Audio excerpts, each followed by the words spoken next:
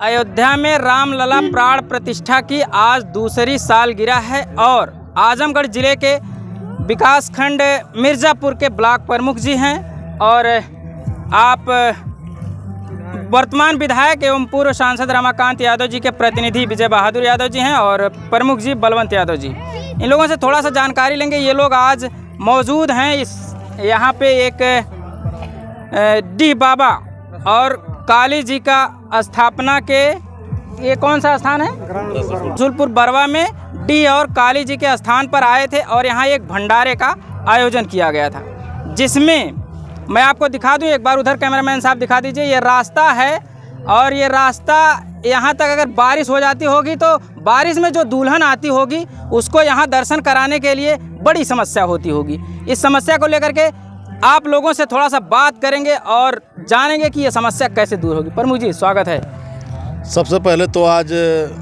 श्री राम जन्मभूमि पर राम जी को स्थापित होते हुए आज 2 वर्ष पूरे हो गए। मैं सबसे पहले आप सभी को बहुत बहुत बधाई दूंगा। आज हम रसूल बरवा की ग्राम पंचायत में आए हुए हैं, जहां पर पूरे ग्रामवासियों के द्वारा यहां पर डी स्थान पर भंडारे का आयोजन किया गया, जो हर साल की बात इस साल भी हो रहा है। आज जब हम आए हैं तो यहाँ पर आए हुए सभी ग्रामवासीगण, सभी सम्मानित हमारे बड़े बुजुर्ग लोगों का कहना था कि प्रमुख जी जिस रोड से आप आए हुए हैं वो रोड कच्चा है।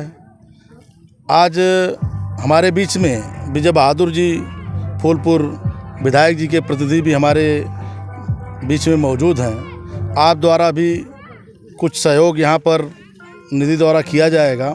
हम दोनों लोग मिलकर आज ग्रामवासियों के बीच में वादा किया है कि इस रोड को खड़ंजा कराने का काम हम करेंगे और बिजली से लेकर और जो भी सुविधाएं यहाँ पर होंगी मंदिर पर हमारे बड़े भाई विजय बहादुर यादव जी करने का काम करेंगे।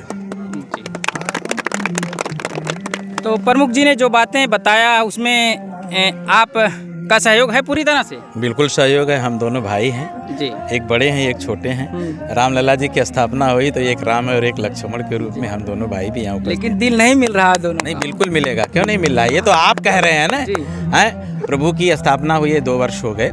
सबसे पहले मैं हिंदू धर्म में पैदा हुआ हूँ, सनातनी में भी हूँ, तो ढेर सारी शुभकामनाएं पूरे समाज को और प्रभु के चरणों में शीश नवाते हुए ये कहना चाहता हूँ कि आदरणीय प्रमुख जी ने जो भी कहा हम उसका अक्षरता अनुपालन करेंगे। प्रमुख जी ने कहा खड़ंजा हो जाएगा, मैंने कहा बिजली और हाई मास्क लाइट का भी इंतजाम कर दिया जाएगा और आने वाले समय में इसको पिच भी कराने का हम प्रयास करेंगे PWD से। जो भी सुविधाएं इस ग्रामवासियों को चाहिए जो आपने कहा है उसमें संपूर्ण रूप से कराने का प्रयास करेंगे जितना हमसे हो सकेगा, क्योंकि ये हमारी विधानसभा है और आपका क्षेत्र, आप क्षेत्र प्रमुख हैं आप जी। तो स्वाभाविक है कि दोनों लोगों की अपनी अपनी जिम्मेदारियां हैं। ज़्यादा जिम्मेदारी मेरी है, कम जिम्मेदारी प्रमुख जी की है। छोटे भाई कम जिम्मेदारी होती है, आप बड़े भाई हैं तो जिम्मेदारी आपकी ज़्यादा है। नहीं, हम तो बड़ा भाई ही समझते थे अब तक, आप छोटा भाई कह रहे हैं तो चलिए आपका बड़कपन है। रही बात हम दोनों लोग मिल करके हमने जो कहा वो हम करेंगे, प्रमुख जी जो कहें वो करेंगे। और मान लीजिए आगे पंचायत चुनाव हैं, प्रमुख जी रहेंगे तो और कुछ करेंगे, लेकिन हमारा कार्यकाल अभी 1 साल तक है, तो जो कुछ भी बचेगा वो सब हम कर देंगे। पहले कौन करेगा इन दोनों कामों में? पहले कौन काम करेगा? मैंने आपको बताया कि हमारे निधि 15 मार्च से 15 अप्रैल के बीच में आएगी, उसमें जो मांगेंगे ये लोग सो कर देंगे जी।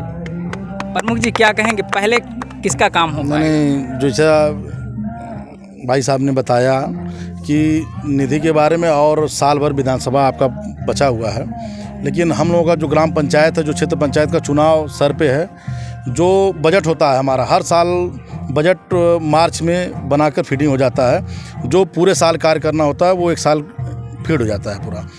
आपका जो बजट है, माननीय विधायक जी हमारे रमाकांत यादव जी हैं, भैया आप उनके प्रतिनिधि हैं, तो आप लोगों का बजट जो होता है, जो बजट आता है तो ये लोग फिर प्रस्ताव अपना बनाते हैं, उस हिसाब से देते हैं। लेकिन हम लोगों में दूसरी तरीके से है। हम लोग का क्षेत्र पंचायत की बैठक होती है, जो बजट बनाना होता है साल में 1 ही बार हम लोग को फीड कराना होता है, जो ऑनलाइन होता है।